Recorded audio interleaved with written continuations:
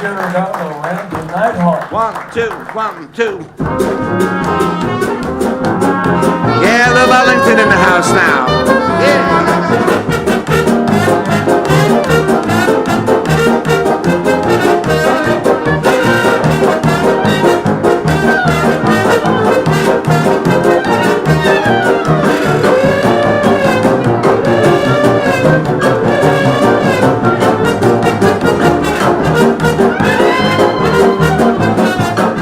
Chess.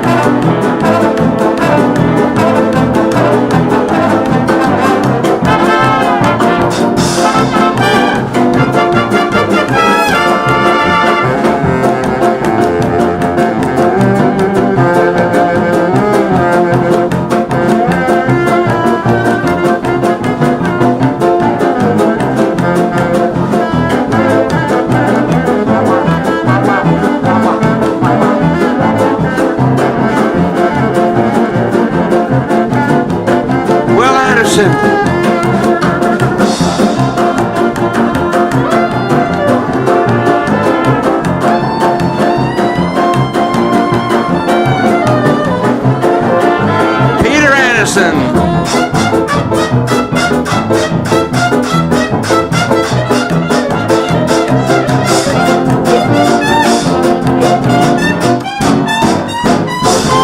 Joe Boga. Look out now. All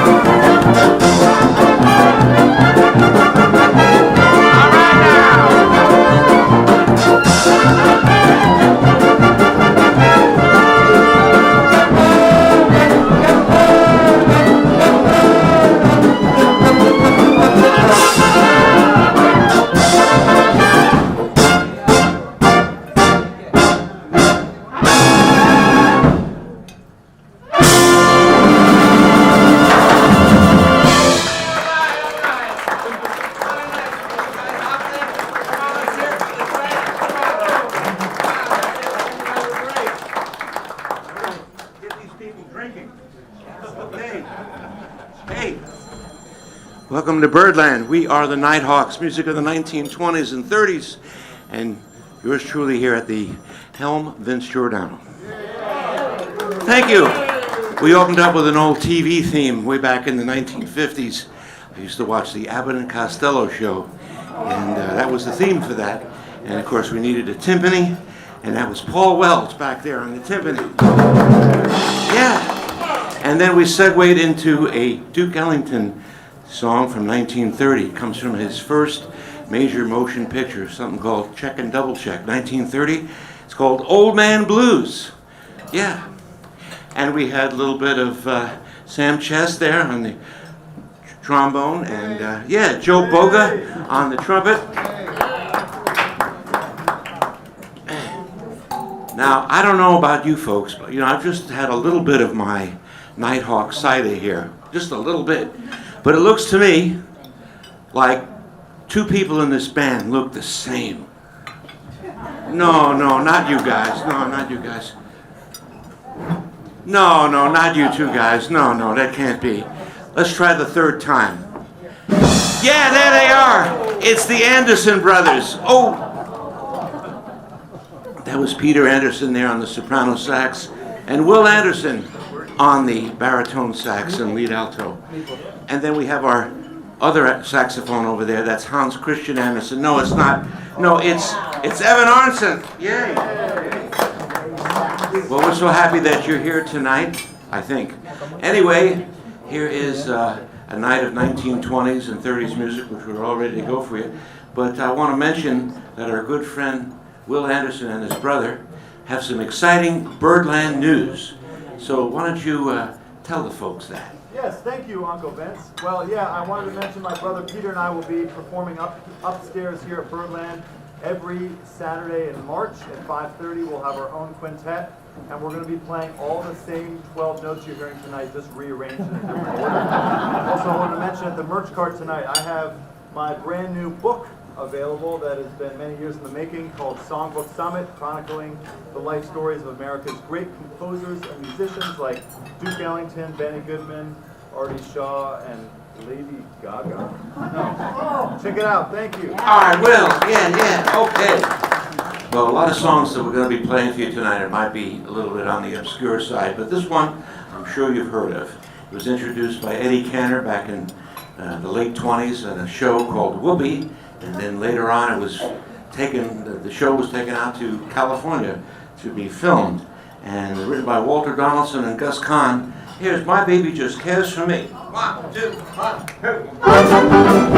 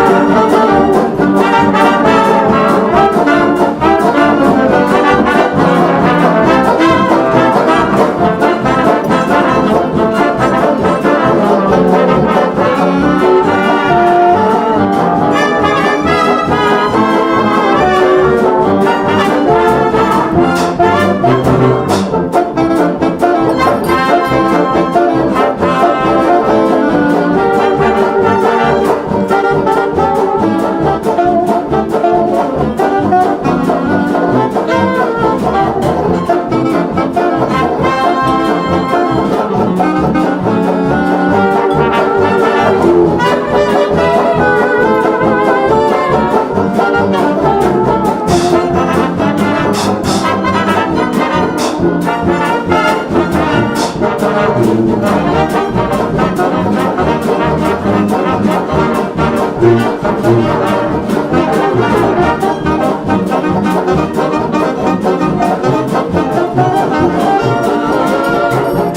baby don't care for shows, my baby don't care for clothes, my baby just cares for me.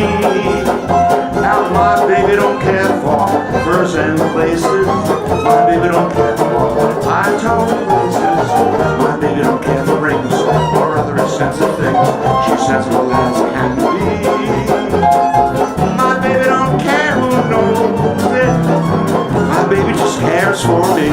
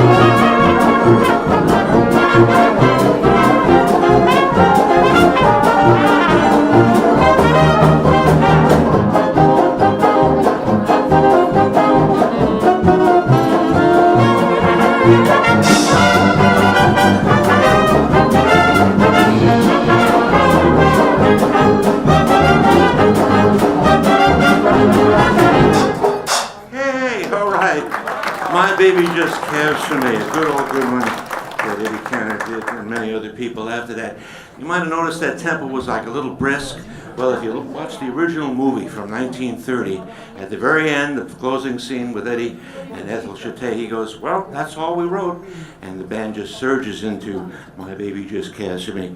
They might do it even faster. I don't know. All right, we're going to play a song right now that was recorded by a guy named King Oliver. King Oliver was a wonderful jazz man from New Orleans. He played the cornet and the trumpet and wrote some neat stuff, played some great jazz solos, very important man in the early days of jazz. By 1930, he was making his last recordings, thereabouts, 30, 31, at the Victor label. And this was an old recording, an old song when he recorded it. It's called Shake It and Break It, which dates from about 1921. So here it is, Shake It and Break It. 1, 2, 1, 2, 1.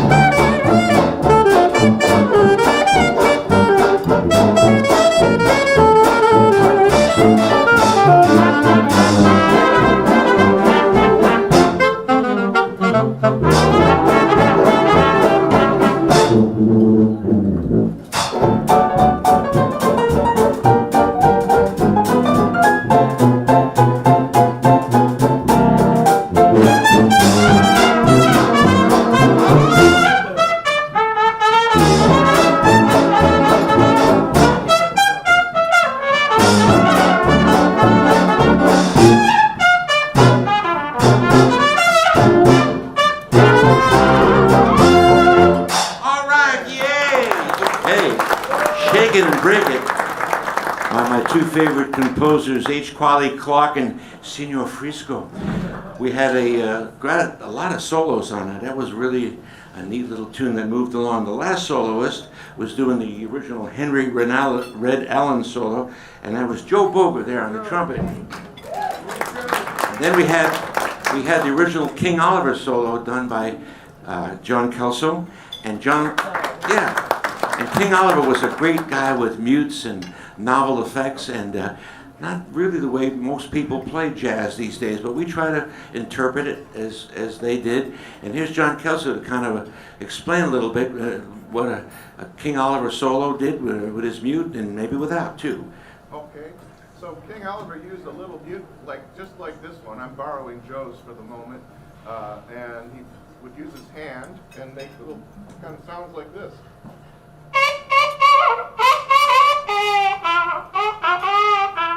Wow, that's great. Now what happens if you don't use the mute? You just play it like a normal. Ooh. No. Do it the first way. That's great. That's John Kelso. There you go. All right. Yeah, man. We had a little bit of Peter Yaron there at the piano, and a whole big trombone solo by Sam Chess, and I think I heard a little bit of Evan Arnson on the saxophone, along with and Will too. Okay. Back in the late 20s, there were tons and tons of bands touring all over the United States, and one band that came out of Missouri was called the Missourians. That's very easy. And they were wild and woolly bunch of guys. They would take these chances on going on these battles of bands, and a lot of times they won because they were really just exciting to listen to and watch. And a young fella heard them and he said, wow, this is a great band. I think I'm going to try to lead this band, and which he eventually did. So that at one point the Missourians became the Cab Calloway Orchestra, and that's a whole other story, but we're going to play some of the earlier stuff before Cab got them. This is something called I've Got Someone. 1, 2, 1, 2.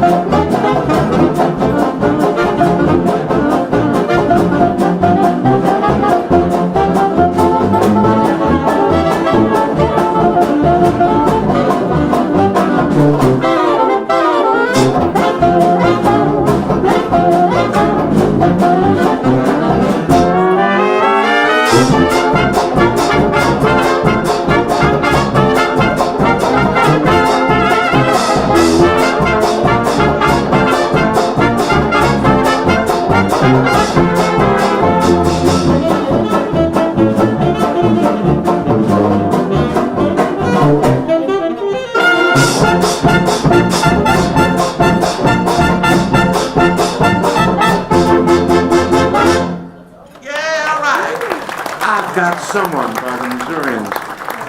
Joe Boger there on that hot trumpet. and Will Anderson on lead, and Peter Anderson on the tenor. And we had our other Peter at the piano. Nice. I've got someone. Woo. Man, oh man. All right, we got to slow things down or else I'm going to evaporate, which happens sometimes. And this is a slow blues that was played in Kansas City, right?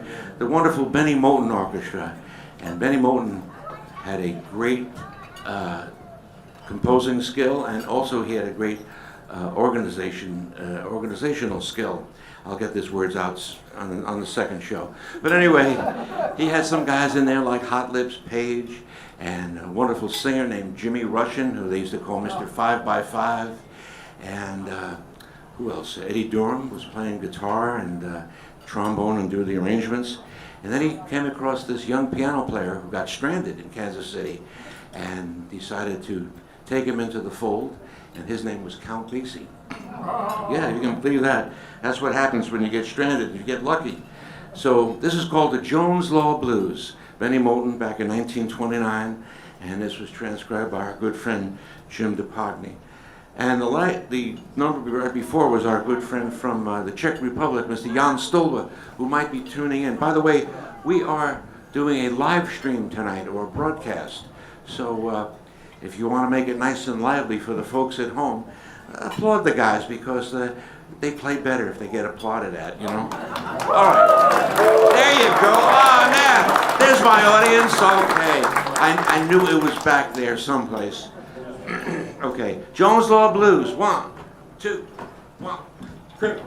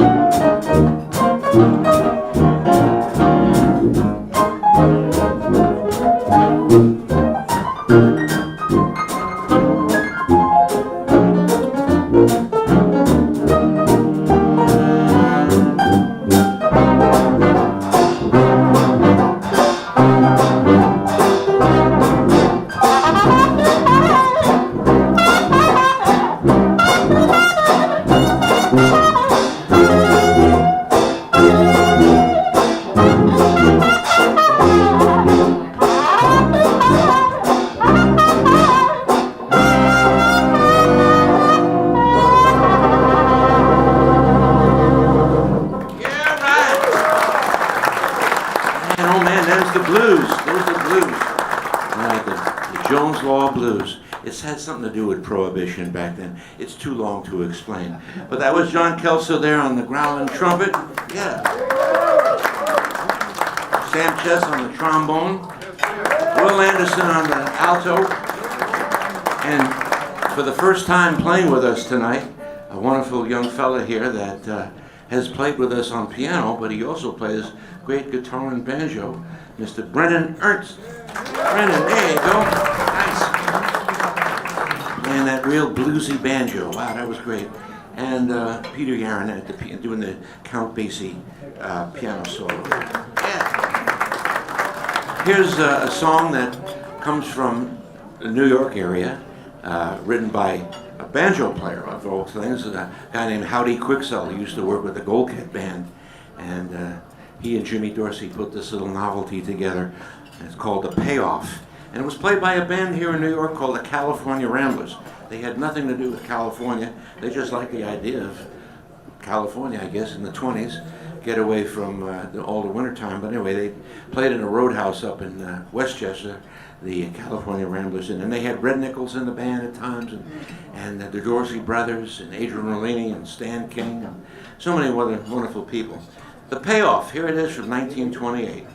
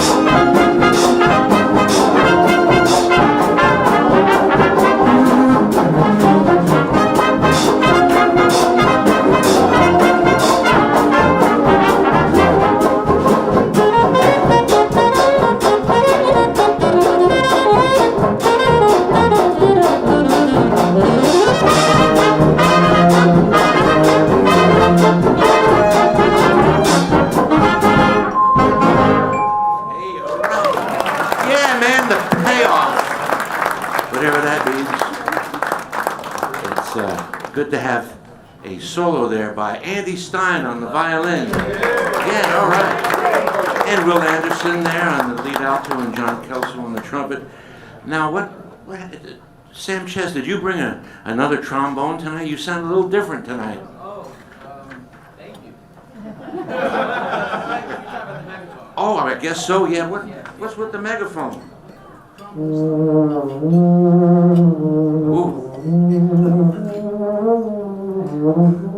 That's scary. That's Sam Chess. He's one of the few surviving members of the world, playing the megaphone is on the trombone. Not too many people survive. But anyway, what happens if you don't use the megaphone? Yeah, for reference, without it.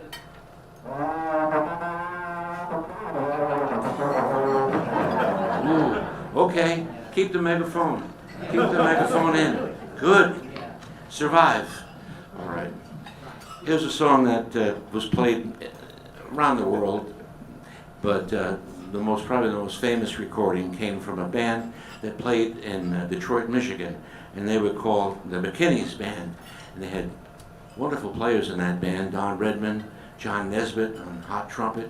Sometimes you'd find Fats Waller in there on piano. Sometimes you'd find Coleman Hawkins. It was kind of a movable situation, as most bands are. Sometimes you won't even see me here, and it might not even be me here today leading the band. You don't know. Anyway, this tune is written by a fellow named Maceo Pinkard. Now, who was Maceo Pinkard? Well, he was a composer, and he wrote "I'll Be a Friend with Pleasure." He wrote "Sugar," "Them Their Eyes," his big tune, of course, was "Sweet Georgia Brown." Yeah, but this one is called "Okay Baby," and this is how it sounded back in 1930 with the McKinney's Band at the Great Stone Ballroom. 1, 2, 1, 2.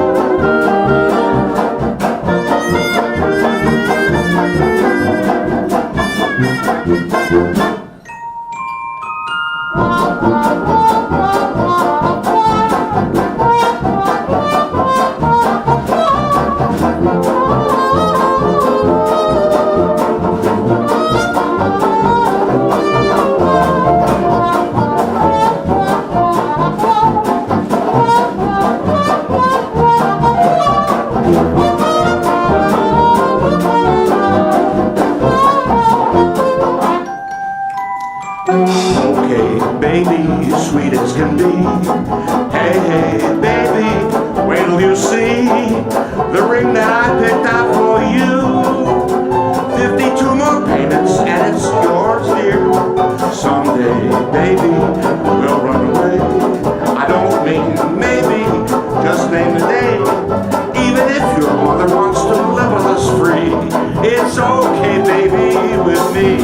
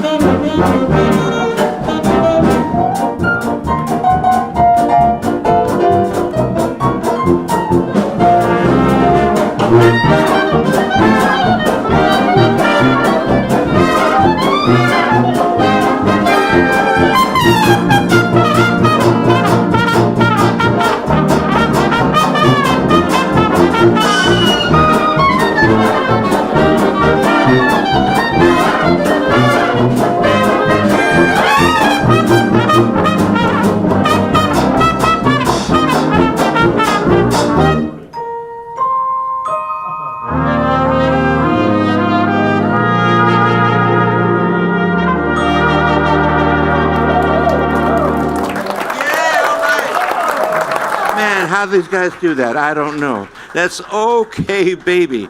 And we had some nice tenor sax solo there by Peter Anderson. And our first trumpet got a little bit of the, what we call the intro stuff in there. That's Joe Boga, nice and tasty. And some hot stuff from John Kelso, and a piano solo by Peter Yaron. Now, the great McKinney's Band out of Detroit got revived in the 80s. And many of the members, of course, had moved on in one way or the other. But since John Kelso was around that area, he got a chance to actually play with some of the original McKinney's guys. They were pretty old and he was pretty young, but it worked out. It worked out. And speaking of John Kelso, we're going to feature him on this wonderful tune that Louis Armstrong did. We do this every show because we love this fella named Louis Armstrong. Now, you've heard of Louis Armstrong, I hope. Okay, good. Okay, there's a wonderful place that I'd love you to go check out. I ran out of cards. It used to be on the merch table. It's called the Louis Armstrong House Museum. Has anyone been to the Louis Armstrong House Museum? All right, that's a good start. It's a fantastic place. You got to check it out and see the legacy of this wonderful jazz giant. He wasn't a tall fella, but he really played some fantastic music, wrote some great tunes, entertained us with his singing and good stuff. Louis Armstrong. Well, one of the first big breakout hits for Louis Armstrong was this next tune. It's called the West End Blues, and it was written by his so-called musical father and teacher, and a guy that got him to leave New Orleans, a guy named King Oliver, or Joe Oliver. This is a Joe Oliver tune that Louis said, let's play it for Papa Joe. It's called the West End Blues, and if you check it out on Google, you'll see so much stuff written about it. It was a very important piece of music for jazz and for the career of Louis Armstrong. Here's John Kelso to tell you all about it.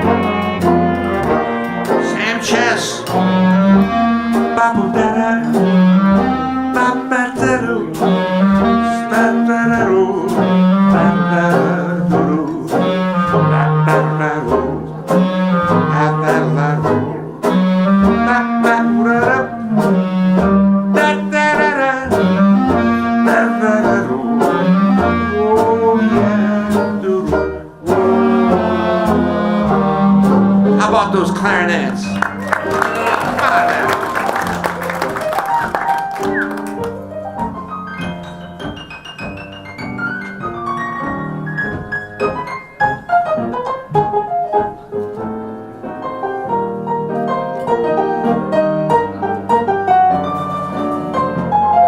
That's Peter Yaron doing Earl Father Hines' solo. Give him a nice hand.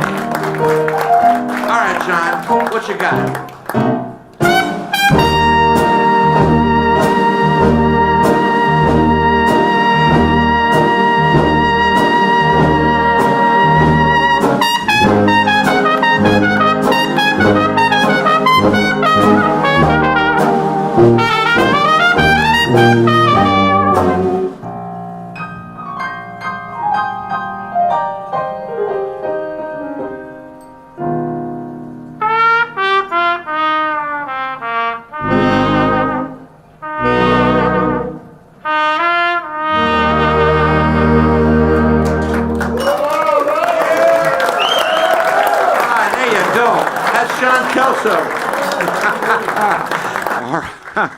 All right, very important piece of music, at least in my life.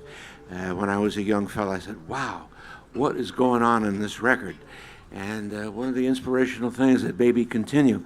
Now, before we lose lose track and lose sight of John Kelso, we want to let you know that every Sunday he plays at this wonderful place that they've been going on for like 18, 19 years. It's called The Ear, and I'm pulling on my ear. The Ear Inn. Has anyone been to The Ear Inn? Okay, that's two of your biggest fans, John. Maybe it's one. I don't know. They got big hands. But anyway, John's been there, and he just recorded a new album.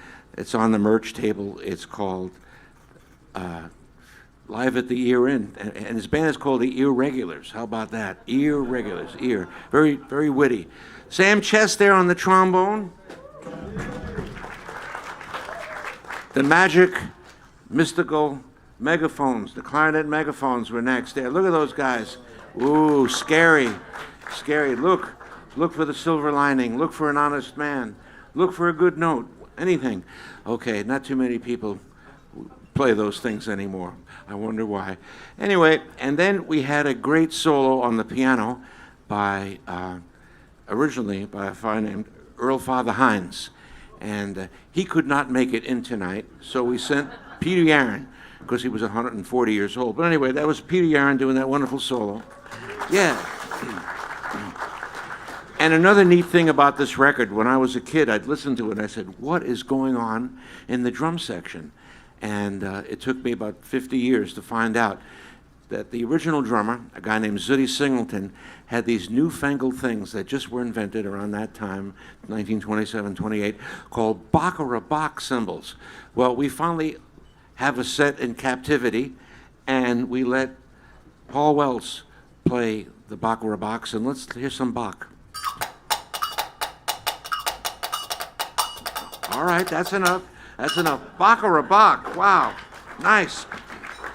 Now, one more turn to the merch table. We recorded this, by the way, on this wonderful piece of vinyl, the Rivermont Records, and I always like to tell people that I hope you buy the album, but there's a little warning.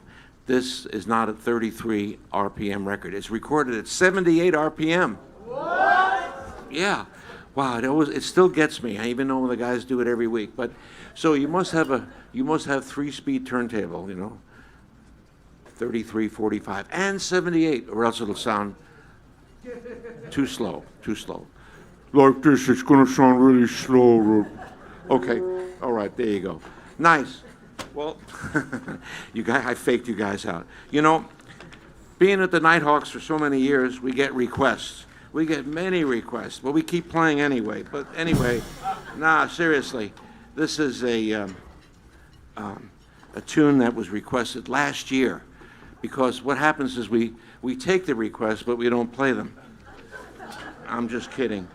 And it was recorded and composed by a fellow band leader named Louis Russell.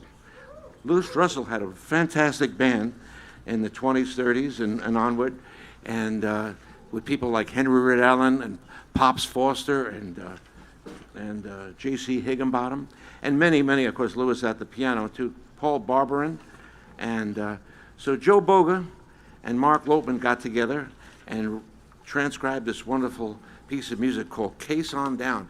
Here's some saxophones. Good, nice, and let's hand them out here to the rest of the guys. Now, not only did Louis Russell have a fantastic band, and then later he became, I'm stuck on my, hold on here, and later he kind of managed and fronted the Louis Armstrong band, but he also has a great daughter, a wonderful lady, singer, named Catherine Russell. You might have heard of her, yeah. And she's going to be here, when, John? Next month, is it? Valentine's Day, that's right. She's going to be upstairs, and then John Kelso and Evan Arnson are going to be doing some playing with her. So you got to check the schedule. I think it might be in the program or online. You must see Catherine Russell. She's great. It went nowhere. It went right up in the ground there and went down. All right, here it is without further ado. Case on Down. Look out, guys. 1, 2, 1, 2.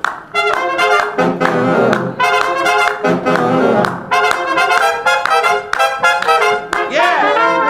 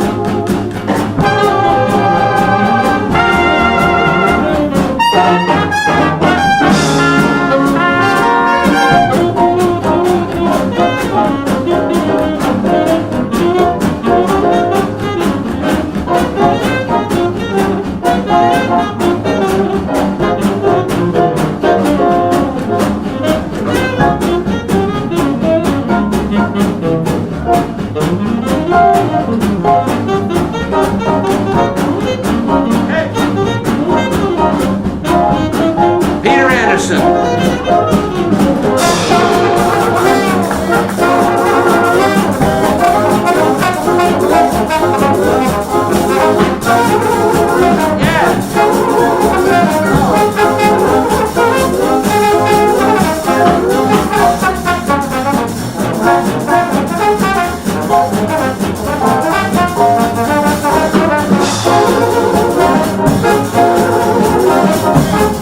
Sam Chess.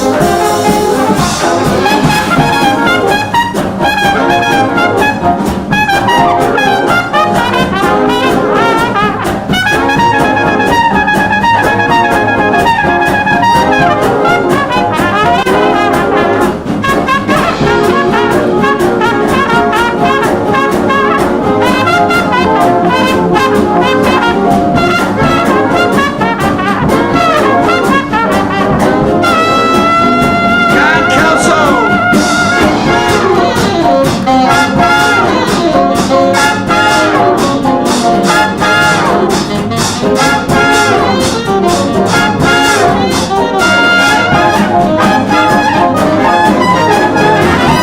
Yeah, all right. Case on Down by Louis Russell and Spencer Williams. Wow. All right, hand that one back in. Woo. That was a hot one. Man, oh man. You know, when I listened to that recording, you know, and it's an actual transcription, but I bet you in real life, you know, at a dance, the Louis Russell band probably went on for twice as long. But in those days, phonograph records could only be, at least most 78s RPM were 3 minutes and change. If you were on Edison, you could go up to 4 minutes. But so I felt that was probably an edit. Okay. All right, we're going to slow things down and play a song that was played by the Paul Whiteman Band back in 1928. Actually, 29. Sorry. Wonderful tune that was one of the last tunes that Bick Spiderbeck recorded with the Whiteman Band. And it was an old tune when it was recorded in 1929. I think it was written by 1924. Written by two ladies.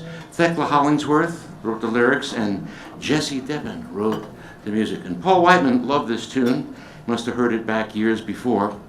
And he had a fella that I was able to study with, a teacher, a guy named Bill Chalice, a wonderful arranger. And he made it for the Whiteman Band. And here it is. Originally, Paul Whiteman had about 23 guys or so, and we're down to 11, give or take. Some people, I don't know if they're on the bandstand or not here tonight, but anyway, close. You know, it is called "Oh, Miss Hannah." 1, 2, 1, 2.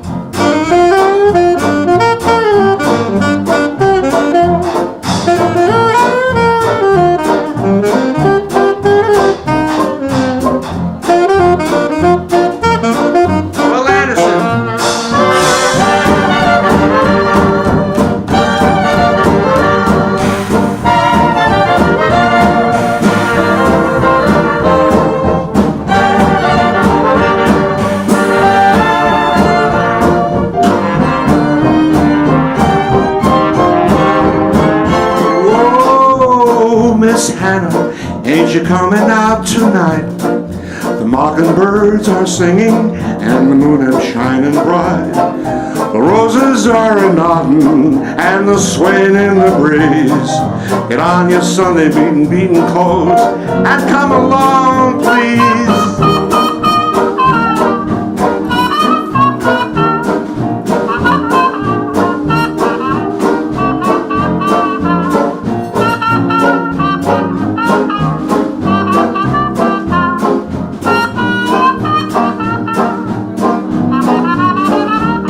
Kelso. I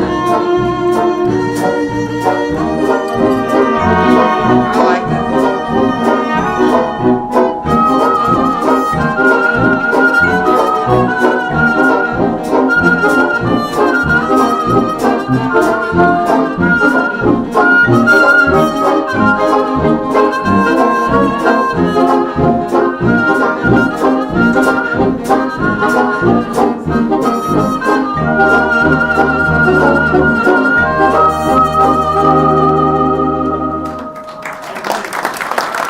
Yeah, that's Joe Boga with the great Charlie Margolis lead at the end.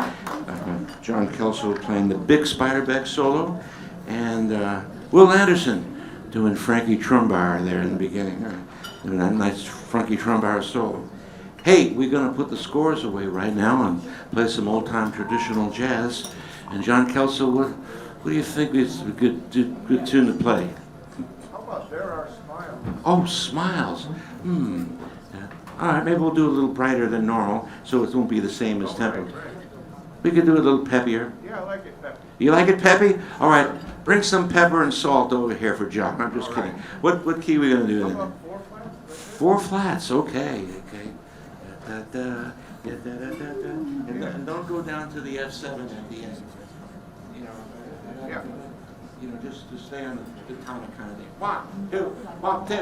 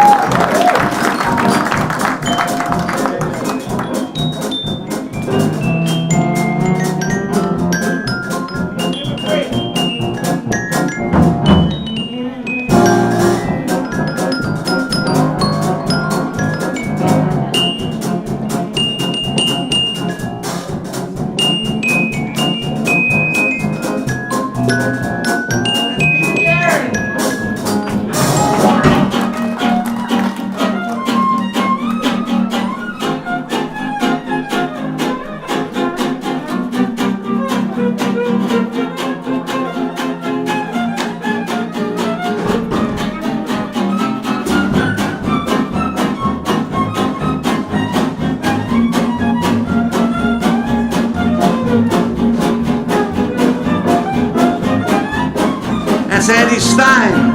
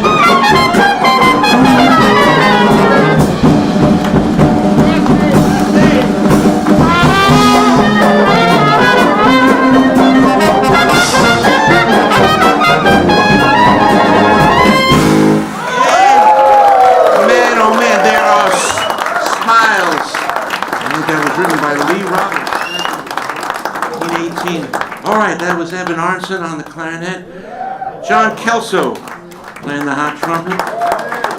Ooh, we had Sam Chess on the trombone. And it was great to hear a full banjo solo there by Brennan Ernst, the Yuletide banjo. Our pianist, Peter Yaron, made a little switch, and he went over to the Celeste, the Celesta, to get little heavenly sounds, sort of like chock full of nuts. No, I'm just kidding. That's heavenly coffee, I'm sorry. But anyway, let's hear a little of that Celeste by itself, because it... Yeah. Nice. Wow, okay. And another guy that took a little departure, he put his violin down and his sax down, and he picked up the phone fiddle or the Stroh violin. That's Andy Stein. Now at this point, I like to talk about this newspaper. It's called the Syncopated Times, and we have a whole bunch of copies over there. This is sort of the Bible for getting the knowledge of who's playing old traditional jazz and ragtime and early swing.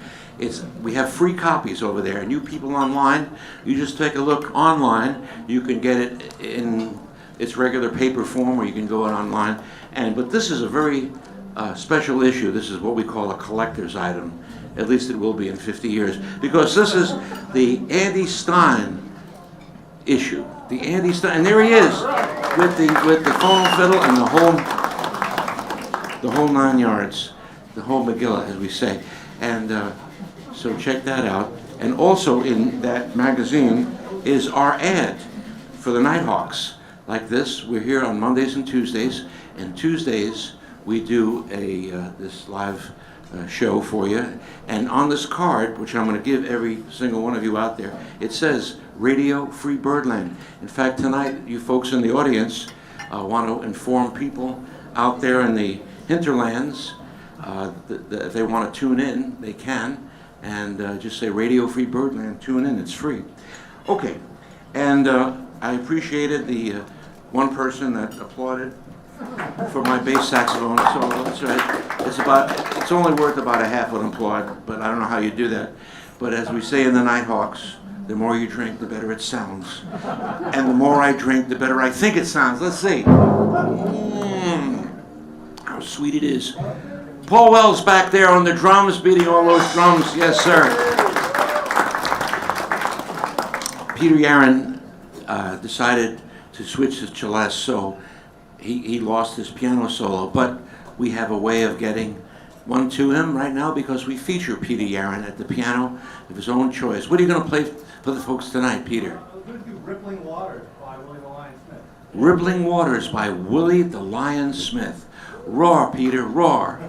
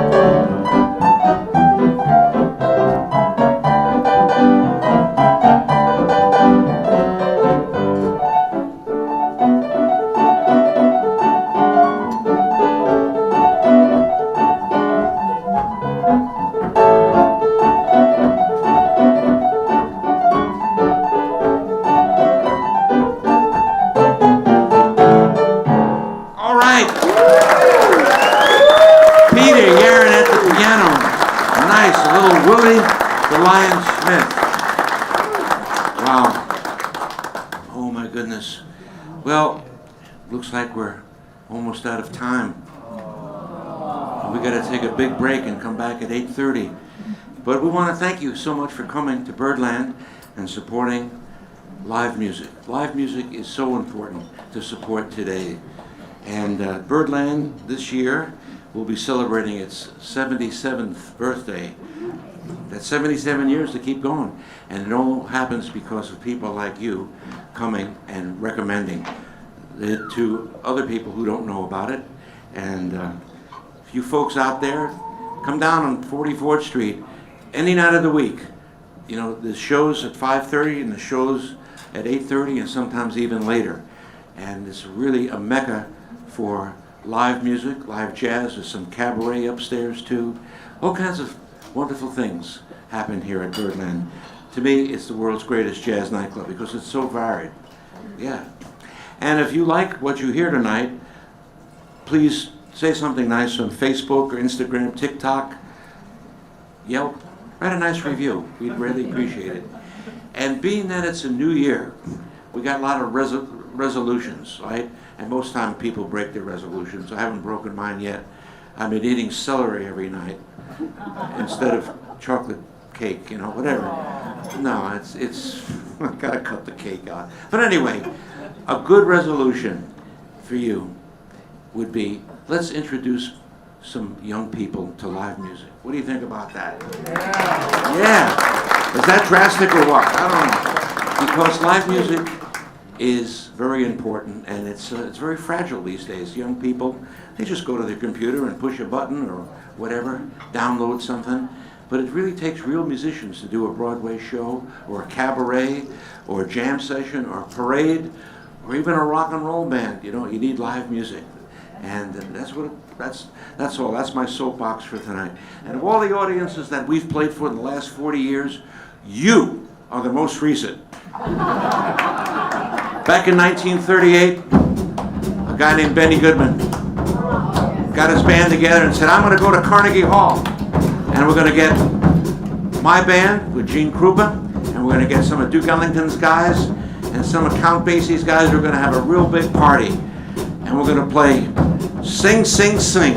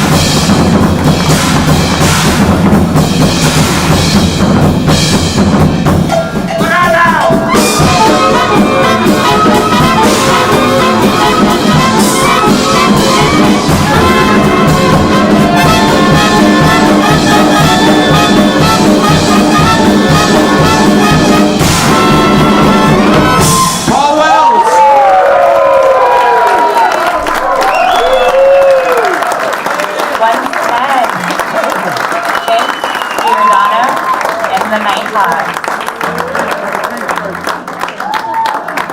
1, 2, 3, here we go, guys. 1, 2, 3. Just as a reminder, gifts from the band are released every Monday and Tuesday. Tell a friend. If you like to take music from with you, there are CDs and LPs available at the merchandise cart. Delphio Marsalis is playing upstairs at 7 o'clock. If you'd like to stay with us, please see your host. For those of you leaving, we want to thank you and look forward to your next visit.